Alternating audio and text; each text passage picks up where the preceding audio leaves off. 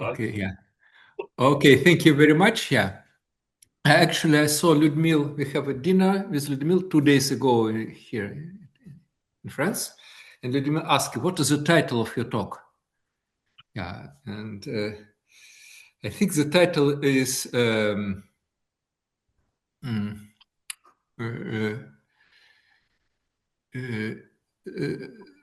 the title is Kodaira Spencer theory for non-commutative spaces. Okay, so do you see my slides? Yes. Okay, good. Yeah. Okay, I'll start with just two classical problems in geometry, and I will work in complex analytic geometry. So you can be interested in model space of complex analytic space, a compact one. In order to have well-defined modular space, it's better to be compact. And it's one question. And the second question, it's modular space. If you have just one compact space, you consider modular space of coherent sheaves on such space, or more generally coherent sheaves or complexes coherent sheaves with compact support on maybe non-compact space. It will be still well-defined. Yeah. So these two types of questions correspond to basic fields in physics. One is, in some very loose senses, correspond to gravity, and second correspond to gauge theory for group a unitary group. In the case of vector bundles, yeah. So sometimes I will refer to one question as gravity equation and another as gauge theory equation. And in both cases, when you're interested in such objects like spaces or coherent sheaves or bundles on spaces, you get one Artin analytic space.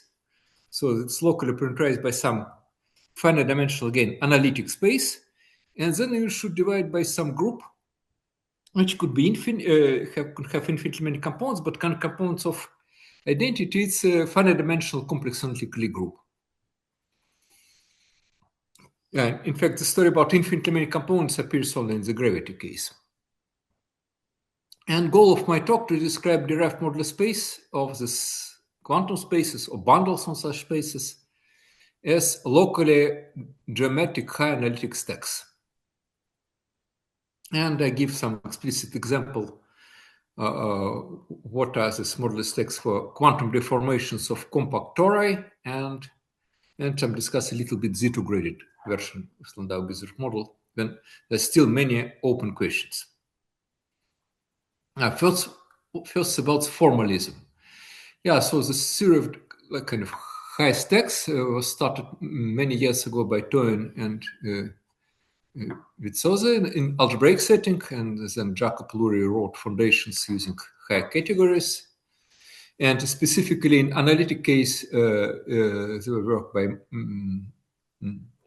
Porter and Tony Yu, and also by John Pritham. Yeah, so there are several formalisms, but there is kind of general consensus. What is it? What is the right object? I'll just try to recall some very basic things about stacks and even homotopy theory. So if we're interested in weak homotopy types, so it means that we want to classify something, but also this object has some symmetries has symmetries of symmetries and so on. So you replace by weak homotopy types, and combinatorial can present as CAM complexes. So you get simplicial sets, so just infinite chain of sets, and with what's called boundary and degeneration maps. Like each interval has two ends, and each end can be considered degenerate intervals and so on. And satisfying Horn extension property. So if you from a simplex you remove interior and one of boundary faces, so you get something that's called Horn. Like here from triangle I get just two sides, 0, 1 and 0, 2, which embedded in triangle. Then the space of maps from a simplicial set from any horn can be extended to a map of a simplex. So you get the Horn filling. Now that's a standard way to encode homotopy types. And what we should in complex analytic world? Instead of sets, we should have complex analytic spaces. In my talk, we will all do Hausdorff. And so again, we get this diagram x0, x1, x2 of just complex analytic spaces with many maps. And what is Hor maps? It should be surjective, as for sets, but not only surjective, it should be what's called smooth morphisms. And such things called smooth hypergroupoids in this category, complex analytic space. Why this? Why is the condition of to have this Horn Finnick maps to be smooth, not just surjective? And the rough reasoning is the following: if you consider ordinary sets, then any map which the map is surjective if and only if it has a section. It's called axiom of choice in set theory. And similarly, if you consider a map of one complex analytic space to another complex analytic space, to be surjective, it doesn't guarantee that it has sections. What really, at least even locally, and what guarantees the existence of local sections is if the morphism is smooth. And smooth morphisms in the category of analytic space is something which locally looks like a projection. Multiply your maybe singular guy by vector space and project to the first factor.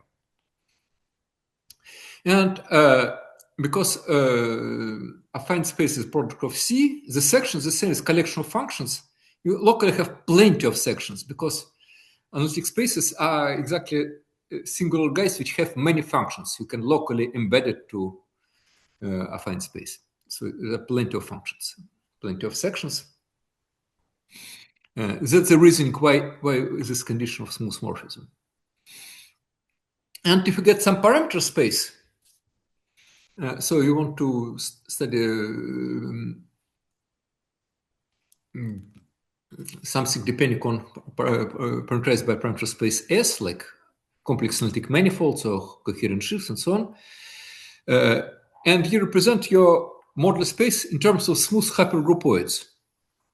Then what you get? You get on S, you get simplicial sheaf of sets. You consider just for any open sets, consider maps, holomorphic maps to this simplicial analytic space and get simplicial set. And this condition of this kind of analytic condition of Kant property implies that stocks of this sheaf of sets will become complexes. And then one can make this kind of local Fourier replacement of like derived space at section. One get some object infinite topos of sheaves of spaces. Or you can construct, in particular for each open subset, you can get actual homotopy type. And the result is called geometric analytic stack. Geometric, it means that it has some representation by this smooth hypergroupoid. Yeah, so different hypergroupoids can give you, it will be like different covers, and it can give the equivalent analytic stacks. Yeah, so the analogy one can try to see the following. If you get just usual complex manifold, you can cover by, let's say, open Stein domain, the intersection, if you want to keep Stein. The intersection could be not Stein covered again, and it's called hypercover. And this hypercover gives you simplicial set. You take first degenerate union of covers and so on. And this gives you some specific smooth hypergroupoids in Stein manifold, in Stein domains. Yeah, it's kind of, sorry for this general theory, but I'll continue a little bit. If one get this smooth hypergroupoid, one can formulate the notion of n-boundness for any n, which means that the stocks are homotopy types which are n-truncated. So for any connected components, homotopy groups with any base point are vanished for index bigger than n. And sometimes one get questions with bounded, below situation, or sometimes unbounded. So we'll have both class of examples.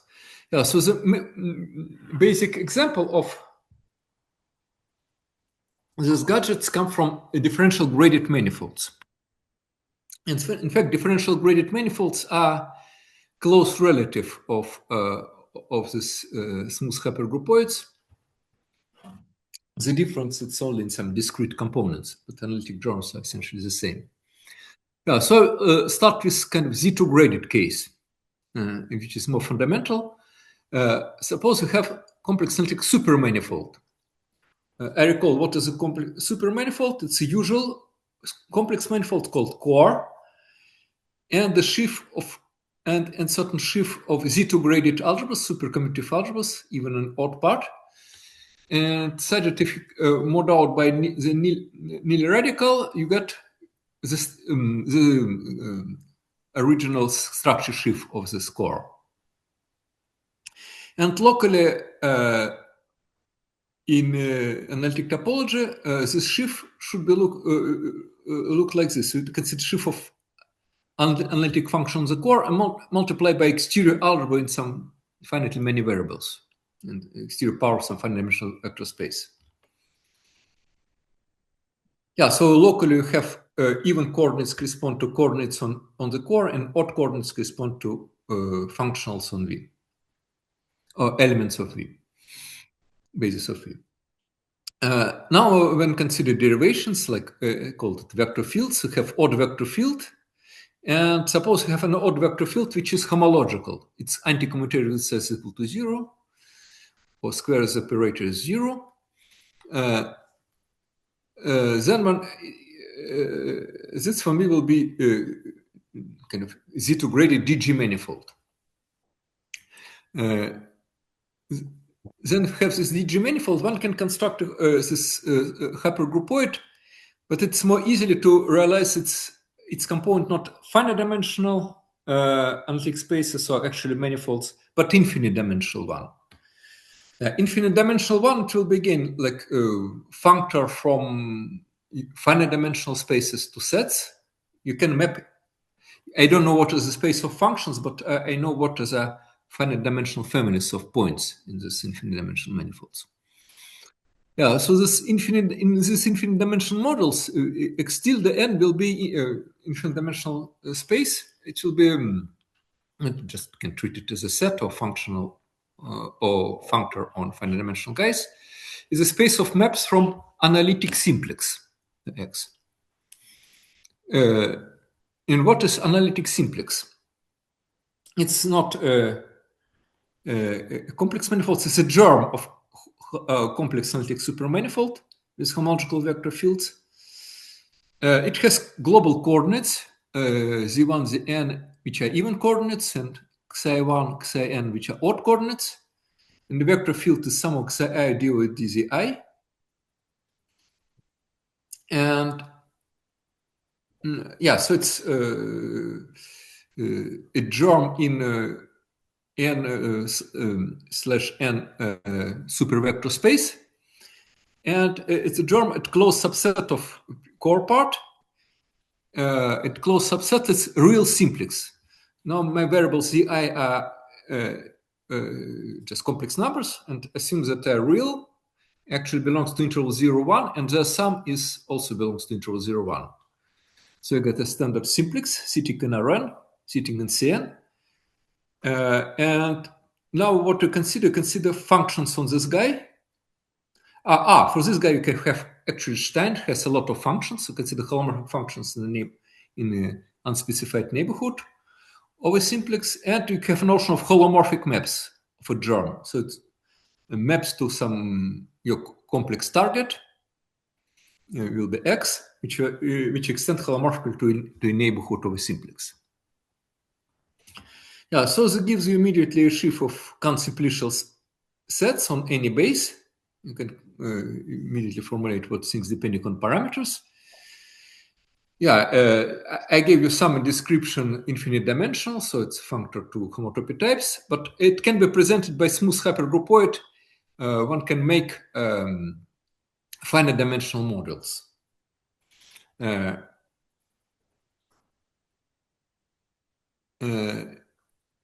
Yeah, by the way, the algebra of functions on this analytic simplex is the same as de Rham differential form on usual simplex with real analytic coefficients. So in this case, when you start with supermanifold and homological vector field, you get automatically unbounded geometric stacks. Because if you look on a tangent complex, you get two periodicity. The homology start to repeat with period 2, because we do kind of like Z2 graded situation. So it goes to minus infinity and it never stops. But one can define the Z-graded version, namely how to define Z-graded DG manifold. It's a supermanifold endowed with analytic C star action. Maybe without fixed points. It seems to be a good definition. So this manifold with C star action with homological vector field has weight +1 respect to the action. Oh, by the way, here you can ask why we care about C star. It can go to like finite cover of C stars, and it will be manifolds graded by maybe fractional numbers, which is completely perfect and interesting object. And for corresponding analytic simplices, what is the C star action? I should just have to say what is C star weights of coordinates. Zi coordinates has weight 0 and xi coordinates has weight +1, so you get the RAM complex as algebra functions. And this is kind of like analytic version of like singular chains, I have to say, in complex analytic space. Now I have to say a few words about derived structure. In this language of derived analytic stacks, it covers only negative part, in a sense. So if zeroth components is smooth, then so it means that all spaces Xn in this picture are smooth because they map one to another with smooth fibers. Then the naturally defined tangent complex at each point is concentrated only in non-positive degrees. Because simplicial tangent complex will be simplicial object in category of finite dimensional vector spaces, and simplicial objects will be negatively graded complex, again, finite dimensional degree. In real life, the tangent complex sits in all degrees, positive and negative, and in order to keep track of strictly positive part, one should kind of make a resolution of our spaces. If the singulars are considered DG analytic spaces, which are complex analytic space with sheaf of functions, which is actually it's misprinted. It's negatively graded. Tangent complex will be positively graded part, and degree 0 part will be OX, and high components should be locally coherent sheaves. It's this direction comes naturally when you have some abstracted problems. You have some deformation theory with kind of non-trivial abstractions, and these things naturally keeps abstractions. And if one keeps track of derived structure, then one have to modify a bit horn extension property.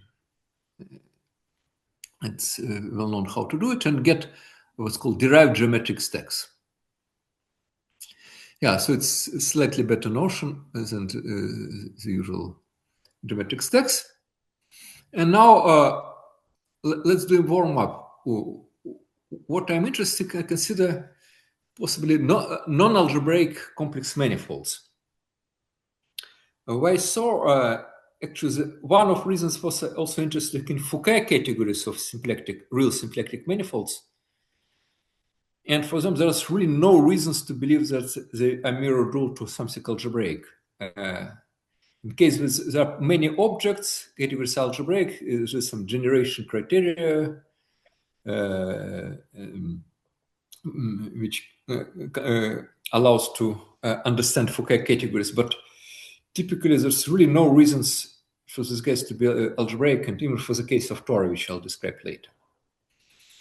Yeah, but let's start with a kind of like B-model site. We have non-compact, not necessarily algebraic case.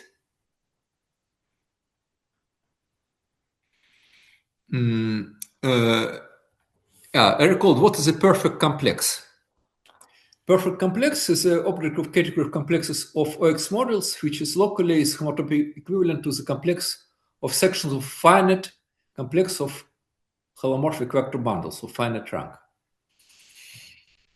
So this perfect complexes form, it's a kind of nice definition. Later, I'll explain a better way to think about them. This perfect complex form are C-linear triangulated categories, and which can be enriched to triangulated DG category. And if you want to know what is perfect complexes depending on parameters, some analytic parameter space, some just complex analytic space S, and then the family of perfect complex parameterized by S is just object of perfect complexes on the product of X times S. So it's all very neat, and one can prove that this thing is representable. So you get some geometric stack, but a derived geometric stack. And now I just, to simplify my life, assume that my X is smooth, so it's a complex manifold. Now, so what is the key geometric idea? If you get complex manifold, then you have in X cross X bar, which is also complex manifold, a diagonal, X diagonal. X diagonal is totally real submanifold. And if as we assume that X is compact, it will be compact total real submanifold, and then it's Stein compact neighborhoods of any for any totally real submanifold. It's actually it's a real analytic totally real submanifold, and its neighborhood is it's kind of unique. Yeah, so and it's automatically Stein, and it has global algebra functions. So consider functions holomorphic in an unspecified neighborhood. So you keep allow functions defined in smaller and smaller neighborhoods. It's the same as real analytic complex valued real analytic functions on X. Yeah, so it's you can see this complex analytic real analytic functions. Complex valued real analytic functions on the neighborhood of this guy, and the neighborhood is because it's part of the product. It locally has a product structure. It has two foliations in D direction, holomorphic direction, and anti-holomorphic directions. And obviously, X is the space of Lie of this D bar foliation of this germ. Yeah. So it's a geometric picture which one should keep in mind. And now I will give two descriptions of category perfect complexes which do not use the notion of a sheaf of X at all, and given kind of globally and at once. Later, I explain why I need these global definitions and want to avoid sheaves completely. So it was originally it was idea by Jonathan Block many years ago. Is the following: consider associative algebra of this complex valued real analytic functions as algebra in degree 0, and extend to a larger non-negatively graded DG algebra. We consider differential forms in d-bar directions. So for this foliation, we consider the RAM forms along the foliation. And because kind of leaves are very small and contractible, so it will be kind of locally, if I go to sheaf theoretic description, it will be resolution of sheaf of functions, but we consider this globally. We have some certain DG algebra. Now we construct a vector bundle, a real analytic vector bundle on X, and also we assume it's also Z-graded, so finite sum of vector bundles in various integer degrees.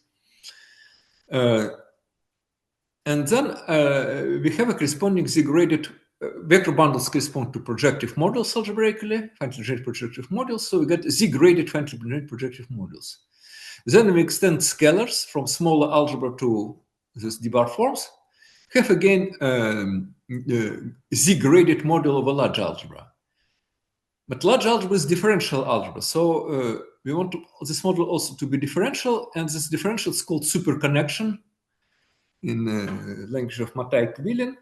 Yeah, so it's just differential of degree +1 with square equal to 0 and satisfying Leibniz rule with respect to differential on this algebra forms. Yeah, so we get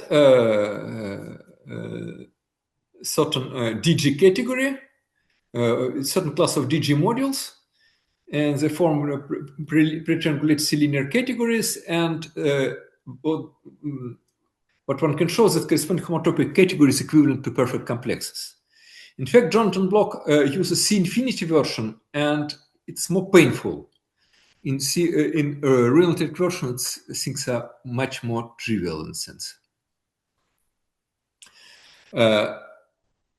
So what is my version of it's a slightly different version, which has advantages and disadvantages. In my version, I will have I have two algebras, but both in homological degree 0. So one algebra is my A0 or upper 0, it's print, and it contains in a larger algebra considered differential operators in the bar direction, again with real analytic coefficients. It's kind of a relative causal dual to the RAM complex, but it's just algebra in degree. You have one algebra in degree 0 and another subalgebra in degree 0. And then the definition will be the following. The perfect complexes is the following. You consider purely algebraically. You have a derived category of modules of a larger algebra without any finiteness condition, unbounded complexes, and so on. And consider object of this category which are perfect as complexes of all objects of a small algebra. So they're quasi-isomorphic to finite complexes, finitely generated projective modules.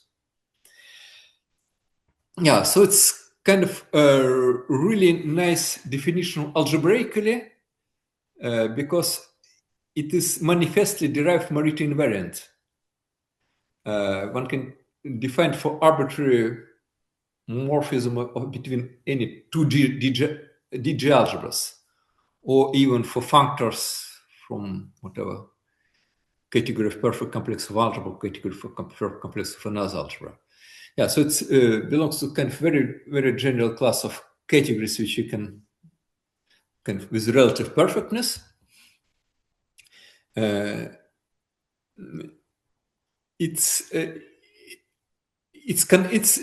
language actually convenient to when you define families parameterized by finite dimensional thing, but not.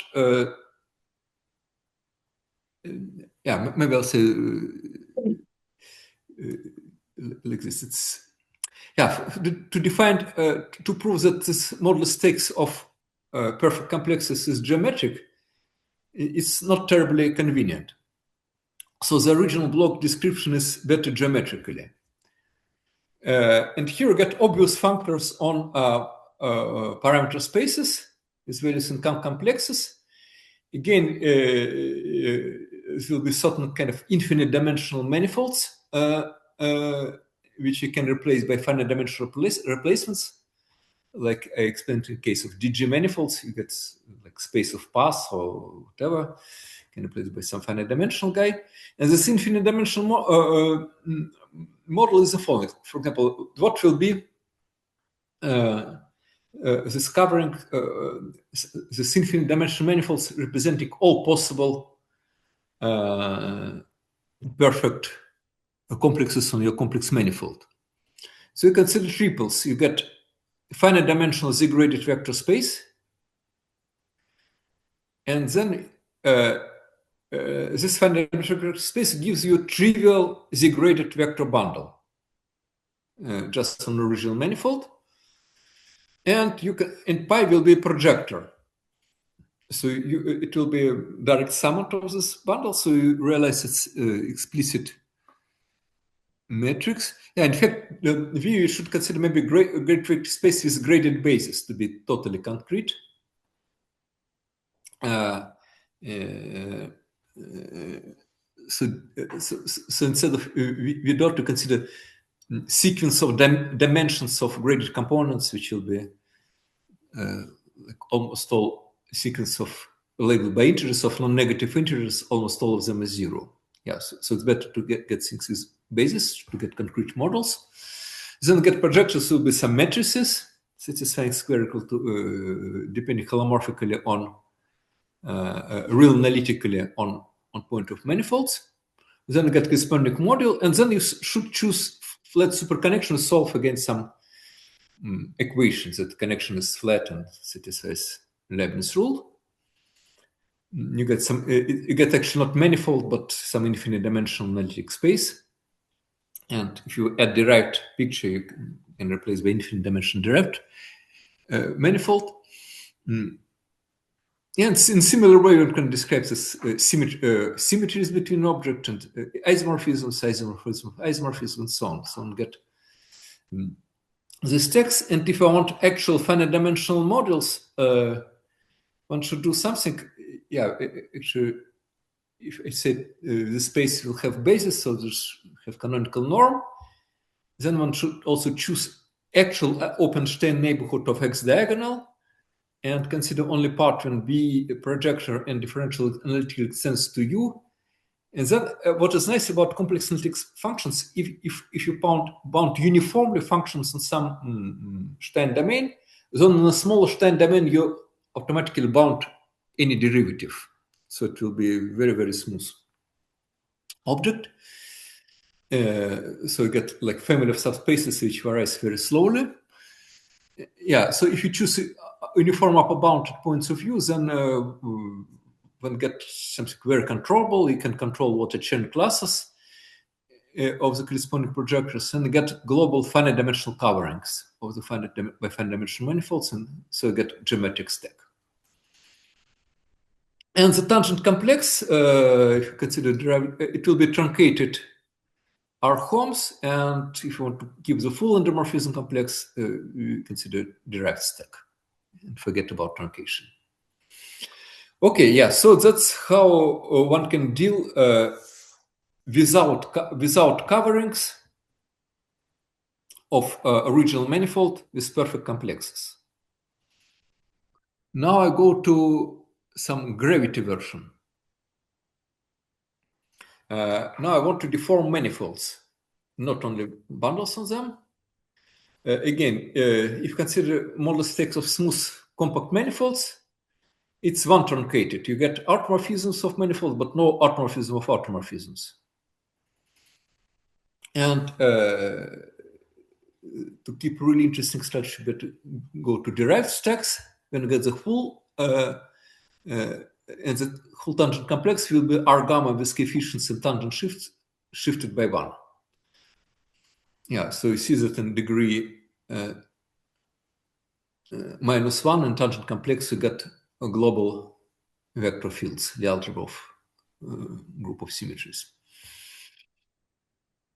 And again, one can construct global version at least of germ of modulus stack without using shifts on X, but solving Maurer-Cartan equation in appropriate infinite dimensional Lie algebra. Namely, consider Dalbo resolution of the tangent bundle using real analytic forms, not C infinity. And again, using geometric pictures that we get some neighborhood near diagonal and so on, one can easily define not only space of solutions, but homotopy between solutions and so on, using this analytic simplices, as I explained.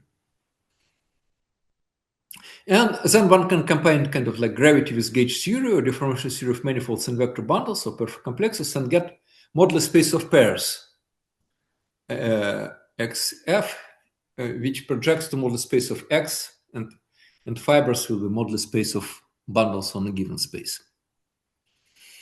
Okay, that's it.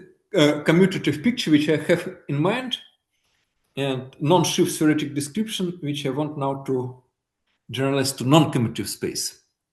And here the story is really much more tricky. Now, first of all, when considered the tangent complex of a compact complex manifold, it's a summand of what could be called cohomological Hochschild complex, which describes recent deformation of the category of perfect complexes. And we got this Lie algebra. Actually, this Lie algebra is describes something else. It's some question commutative geometry, but it's at least on level of cohomology, it's cohomological Hochschild complex. And if considered deformation and preserving Z grading or tangent degree zero cohomology of tangent complex, in the first order you see sum of three components. You consider it will be second Hochschild cohomology of your variety in a sense, and it will be the same as zero cohomology global section of bivector fields. And in order to be extended to higher order, it should be Poisson structure. Then we get usual first order deformation of X, H1 is coefficient tangent Schiff, and we get H2 of X is Schiff O, which can be seen as deformation, first order deformation of the trivial OX star germ. If you consider arbitrary OX star germ in analytic topology, then we can define new category of perfect complexes. Locally it's the same, but on triple intersection you should have compatibility condition relative to the germ and get usually much smaller category, sometimes almost empty. Yeah, so there are three types of deformations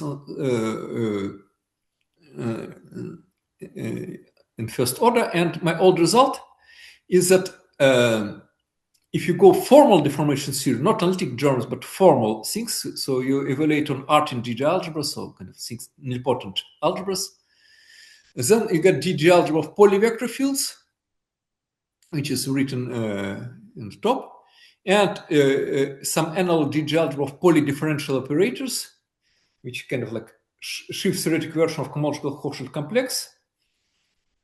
And this polydifferential operators again use Delbour resolution to get only one algebra, not Schiff. And the claim that these guys are quasi-isomorphic in formal sense, but we have really no control of convergence here. So the change to define analytic stack of analytic non-commutative spaces. And what is the main trouble, which I still don't know how to solve? I don't know, I don't really have a definition of what's a non-commutative space, even in this regime. If I say that some category of perfect complexes or category in which objects, again, some geometric stacks, it's not an adequate language. Because even in commutative space, this when you have non-algebraic manifolds, this category has too few objects. Yeah, if you have just in commutative case, non-commutative compact manifolds, what, let's say, coherent shifts you can expect on such guys? Very little. You can have skyscraper shifts at points, or maybe some extensions, or sections of natural tensor bundles, tangent bundles, cotangent bundles, or some maybe nilpotent extension like finite jets of some natural tensor fields, etc. Yeah, essentially we can construct some universal guy by consider representation of some group of truncated formal diffeomorphisms of coordinate space. And then we can associate something with finite jets and then some associated bundles. Yeah, turning on deformations in Gerbe directions kills vector bundles. And if you consider deformation to making product non-commutative in some kind of non-trivial Poisson's brackets, but kind of non-degenerate ones like symplectic forms, then you kill all point-like objects. So at the end of the day, for this category, we expect no objects whatsoever, except zero object.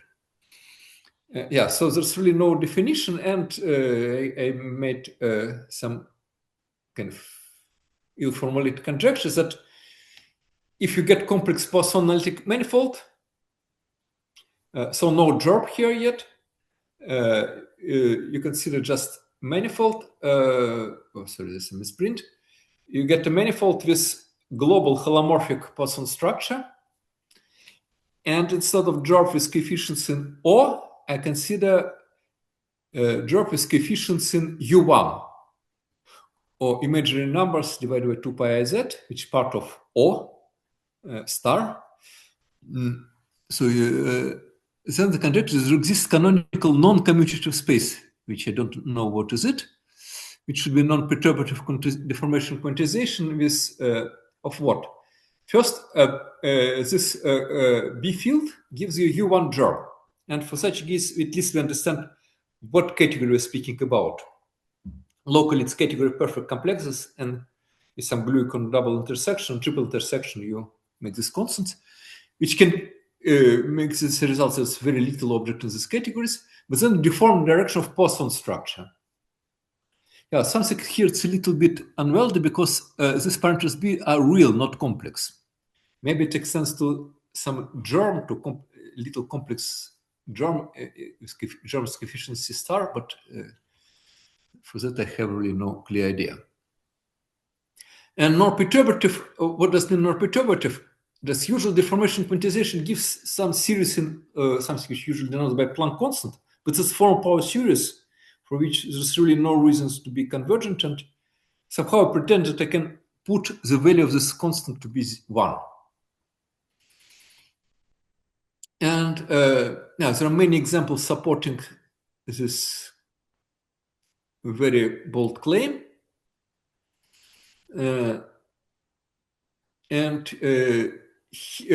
will be kind of a real life example? Suppose you have modulus space of such X with this structure, homomorphic structure, in this field B, which maybe should be treated as real circle in C star, germ of C star in a real circle, and we get some like gravity parameter space, and maybe of the space we should have a gauge theory parameter space, spaces of perfect complexes, and if you bound some whatever amplitudes of this vector bundles and curvature and norms of this super connections in commutative situation, then you get something really finite dimensional, and then you should get actual nice geometric stacks with finitely many components. And if you go to larger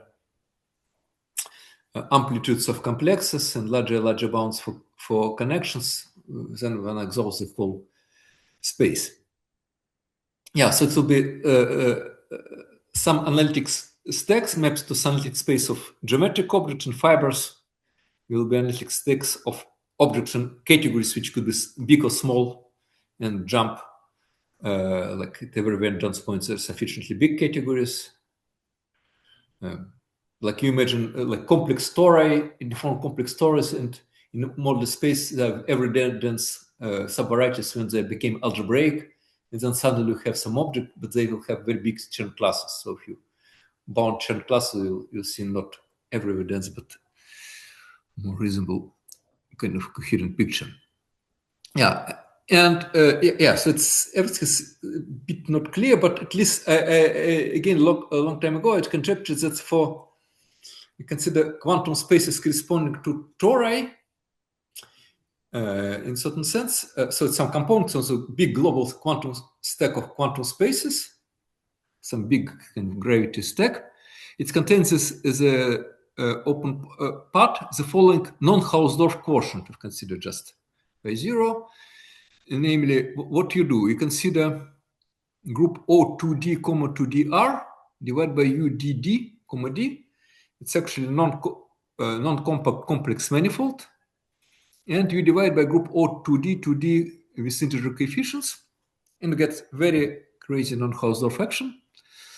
Yeah, a better viewpoint on this is that you consider space of isomorphism classes of triples. You got a lattice of rank 4D with with split symplectic bilinear form, so it's isomorphic to Z cross 2D plus dual lattice with standard bilinear form.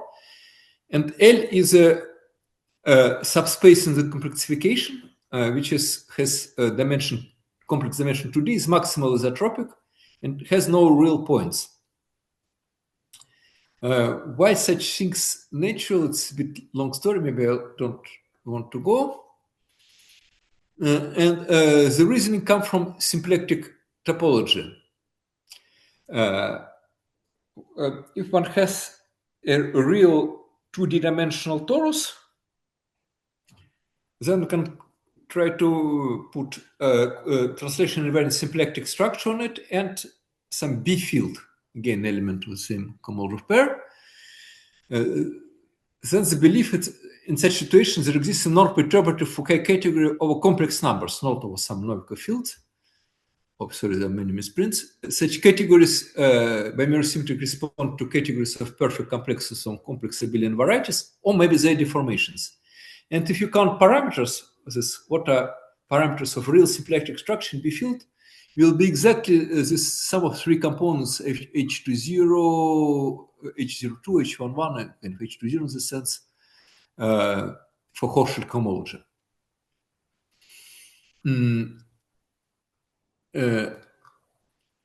Yeah, actually, maybe I can explain a little bit about this model space. You get such category. Now I try to think the following: what is the symmetry group of this category? It's some derived set, but there's actual kind of group of symmetries. And group of symmetries has connected component of identity. Component of identity, if you can calculate in this situation, is a complex torus, which in the case of abelian variety will approach with abelian varieties and dual abelian variety. You make shifts and multiplication by line bundles. Yeah, so you get natural double. You get complex now 2D dimensional complex torus as a group of symmetries.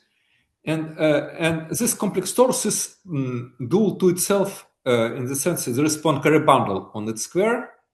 A Poincaré bundle is kind of funny. You consider two autoequivalences, they commute. The isomorphism class of the commute, so composition one order is equivalent to composition of another order.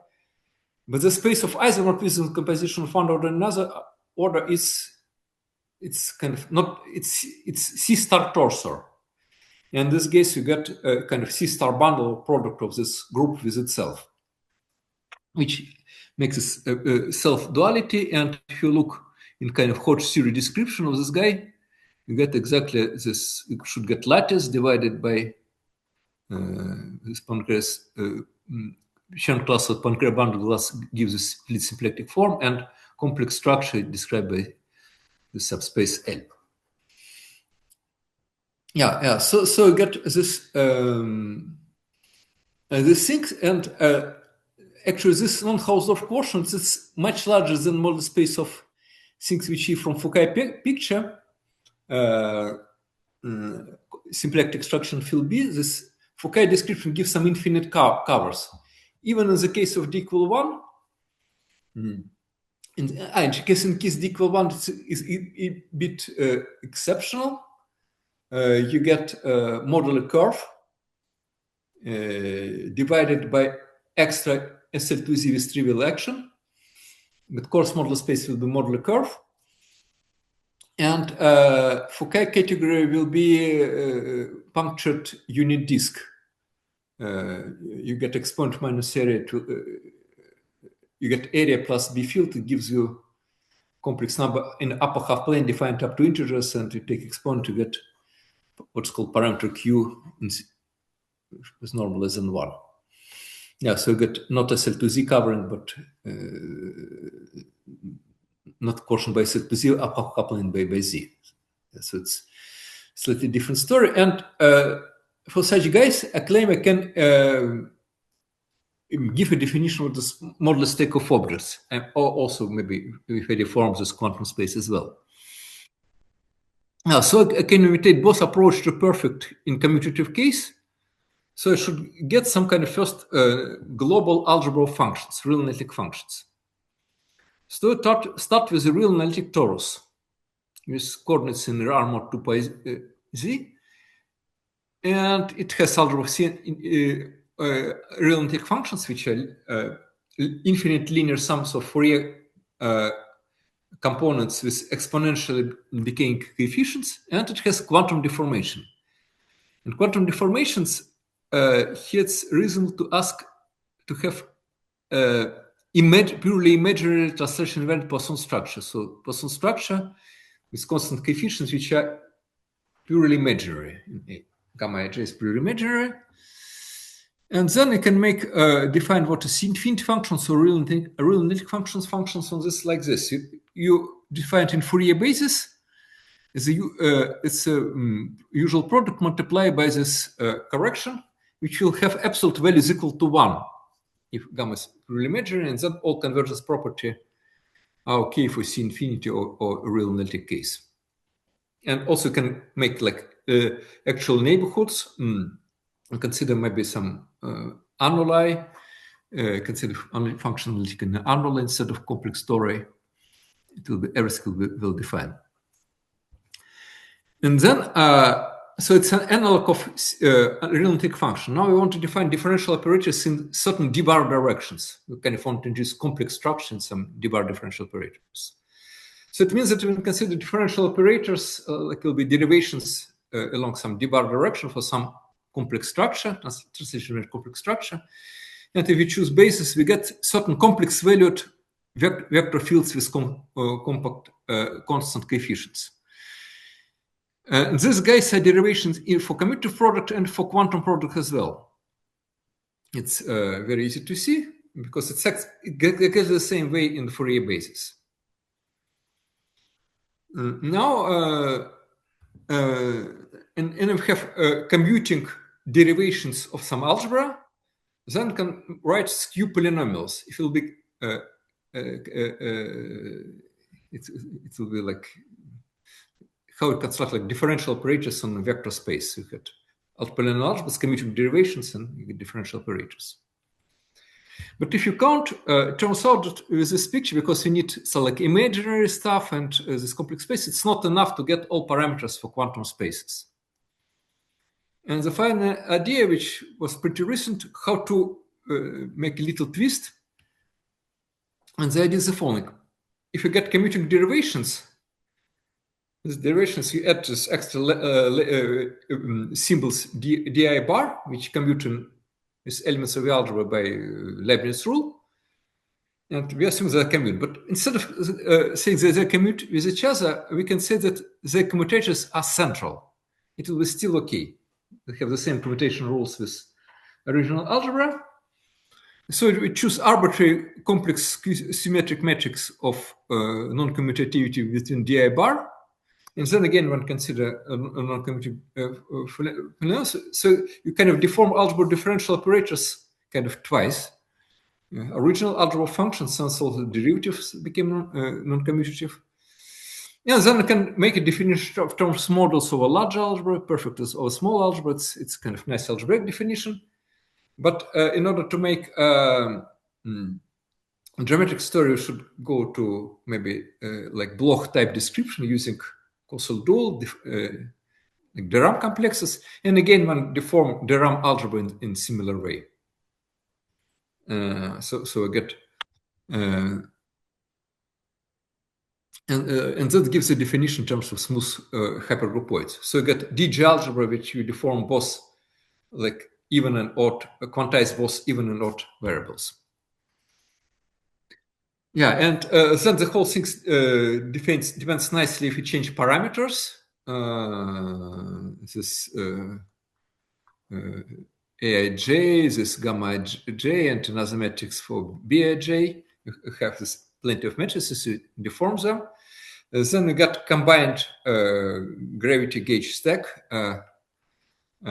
parameterize both things. So in a sense, it's kind of solves at least what are object depending on parameters in these quantum spaces. And now just say a few words about Landau, some unfinished project with Landau-Ginzburg model. So let Y will be manifold and F, from a sprint holomorphic map from Y to C. So the main story is that Y will be not compact. And the basic examples could be even F will be just a function with one single point, and Y will be little neighborhood of this point. Yeah, so what is important is that locus critical points is compact. So this like germ of isolated singularity is one of examples, but there are more. And then one have a DG algebra. You consider global sections with this Delbour resolution, with polyvector fields and Delbour resolution. And then this F gives you solution of Markov equation, so it can make a new differential, commutative F plus Delbour, get new DG algebra, and want to try solve Markov equation there. So F sits in degree 0, not in 2 in cohomological quotient complex, so it completely breaks Z grading. So it's only Z2 graded things exist. So we should expect from this situation totally unbounded and maybe two periodic picture. Yeah, and have says it can have partial successes, but not in general, because in general I don't know what are these non-commutative spaces with except this example of Torre. But at least when you start from this differentiation by F, one can define a category of matrix factorizations in kind of at once, a la block, and you get derived geometric stack of object, which will be two periodic. And also, if I want to, for future modulus space of objects dividing B fields, when we start to solve Markov equations, this DG for polyvector fields and cohomology are finite dimensional, and the corresponding geometric stacks one can show has local models which are like finite dimensional DG manifolds. Okay, I think that's it, and maybe I stop. Thank you.